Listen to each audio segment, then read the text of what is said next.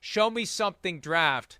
Kirk Cousins Happy Birthday edition. Charean, week 2 of the preseason. Show me something. Who you got? Show me something, Mac Jones. He didn't play last week. I expect him to play this week. We haven't heard for certain that he'll play tonight, but I would expect him to based on Bill Belichick's history. He always played Tom Brady in the preseason. So we need to see something from Mac Jones, the 15th overall pick last year. Had a good year last year in camp. The offense has not looked good. I want to see how that offense looks. But more than that, Mike, I want to know who's calling plays for him. Because we saw it last week with the two quarterbacks. They flip-flopped who called those plays, whether it was Joe Judge or Matt Patricia. But who's going to call them for Mac Jones if he plays tonight? And look, I had it more broadly on my list, the Patriots offense, regardless of who's at quarterback, who is calling the plays. Bill Belichick tap danced around the idea that there's a competition between Matt Patricia and Joe Judge. I don't believe it. I think like anything else, he wants to see which guy's going to be better suited to doing it in the season. And the bottom line is Bill Belichick still has final say on whatever happens, and he'll be incredibly involved in creating the potential plays that can be used in any given situation, and he always can call out a different number for the wristband than whatever he hears from Matt Patricia, Joe Judge, or whoever else may be calling the plays. I'm going to start with Jacoby Brissett. He's starting in the preseason game on Saturday against the Philadelphia Eagles. He didn't play in week 1 of the preseason. We now know it's him for 11 games at least. We need to see what he can do. The Browns fans need to believe. And the Browns need to maybe evaluate a little bit. Again, I don't know how much you glean from the preseason, but to the extent that the Browns are thinking at all about potentially adding someone, whether it's Jimmy Garoppolo or anyone else, what Jacoby Brissett does or doesn't do in this preseason game is at least a data point to be considered in making any broader decisions that they may have to make. Yeah, Mike, they've got to see something from him to know that we can trust him for those first 11 games to get us through that, to win us some games, to keep us in it. And if they don't see that, maybe they do look at Jimmy Garoppolo. Maybe they come back. If he plays terrible, maybe they come back next week and say, we need to give up something to try to get Jimmy Garoppolo and get him now so we can get him ready as quickly as possible to play in this game. My second pick is going to be those Packers young receivers because Aaron Rodgers called them out this week. They need to respond. And I think they responded late this week in practice after he did that. But they know what Alan Lazard and Randall Cobb and Sammy Watkins can do. They need to see what some of those young guys can do when they're put in game situations. It's going to be with Jordan Love, but that's okay. They need to make some plays and do what they need to do to show Aaron Rodgers, hey, you can have trust in us. We're going to be where we're supposed to be. We're going to catch the ball when it comes to us. We're not going to have those drops. We're going to do all the right things.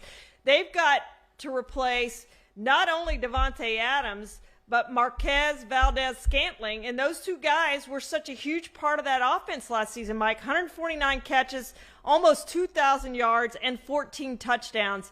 And so they're counting on those young guys to come out and play now, and play well. In honor of Peter King, show me something, Daniel Jones. Look, I think the beat writers made a little bit too much out of it, but Brian Daboll, the coach of the Giants, did say earlier this week that Tyrod Taylor will get some first-team reps in the preseason, and every rep that he gets is one fewer rep that Jones gets, and Jones is trying to prove himself to everybody, trying to prove himself to himself.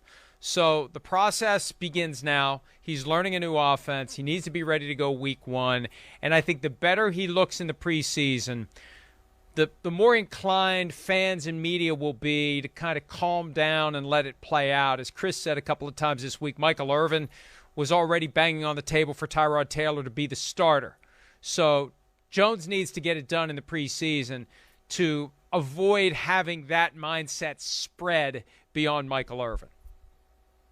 Yeah, exactly right, Mike. And he's coming off that second neck surgery that we didn't know about. And he did take some hits last week. You saw him take some really bad hits. And it was good and bad because you don't want him taking those hits in the preseason. But at the same time, Mike, he made it through that game okay and didn't seem to have any problem with his neck. All right, round 3. What do you got? My third pick is going to be from that Cowboys-Chargers game, and don't stay up to watch it because there's going to be no one you want to see playing in that game, but I want to see if the Cowboys can cut down on those penalties. 17 penalties last week, Mike, for 129 yards. It was a continuation of what happened in 2021. They led the league with 153. That was 11 more than any other team. They came back in the 49ers game. They had 14 penalties. It doesn't seem to matter who plays for the Cowboys. They're going to have penalties. So they've got to figure out a way to get that stopped. Bill Parcells used to always say, I don't coach penalties. Mike McCarthy's got to coach penalties because that's way too many. On Saturday afternoon on NFL Network, we will see the Washington Commanders take on the Kansas City Chiefs. Show me something Chiefs offense, and you will because you're playing the whole first half. Look, there continues to be a debate over whether or not the Chiefs will be better off without Tyreek Hill. I have started to come around on the idea that maybe they will, that Tyreek Hill, even though he commanded double coverage, he was becoming kind of a negative presence, complaining about his lack of touches, at least in comparison to what he had hoped his touches would be. Will the offense thrive without a weapon like him? Will other guys get open? Where is Patrick Mahomes in his development as a guy who can walk up to the line of scrimmage and know, based upon what he sees on the other side of the ball, where the guy is going to be open and which read he's going to have to move to? You know, the best quarterbacks who have done it a lot start their read progression before they even have the ball in their hands. This is a great opportunity for Mahomes and for the other guys, whoever is healthy enough to play. We know Mecole Hardman has a groin injury that isn't believed to be serious. But that Chiefs offense is going to get plenty of opportunities to get into a bit of a rhythm. I want to see what they can do because what they do or don't do is going to go a long way toward making people believe they can or can't thrive without Tyreek Hill. Mahomes looked great in limited action last week. I want to see how he looks in a full half against Washington. Yeah, when I look at that roster, Mike, and I said this on the PFT chain this week too, I don't see a whole lot of talent. And if it wasn't for Andy Reid and Patrick Mahomes, I'd say, ooh, this team's not going to be very good. But they have Andy Reid and Patrick Mahomes, so it makes you think they always have a chance with those two guys. And like Tom Brady used to do in New England, I think Patrick Mahomes can take any receivers and make them look better than what they are. Yeah, and you've already written off the Seahawks. You're ready to write off the Chiefs. I'm keeping track. I'm looking for redemption for my suggestion last year that a certain team that made it to the Super Bowl had no chance to make it to the postseason at all. Hi, I'm Mike Tirico, and thanks for watching. Make sure to hit subscribe for the latest news and highlights from NBC Sports.